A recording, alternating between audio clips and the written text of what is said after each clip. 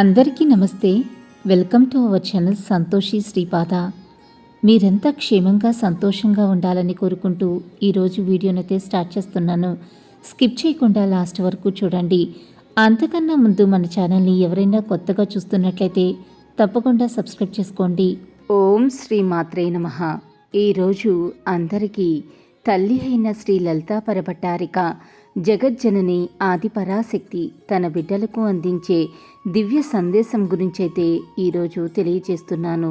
సరిగ్గా ఆలోచిస్తే ఈ ప్రపంచంలో అస్సలు సాధ్యం కాని విషయం అంటూ ఏదీ లేదు బిడ్డ.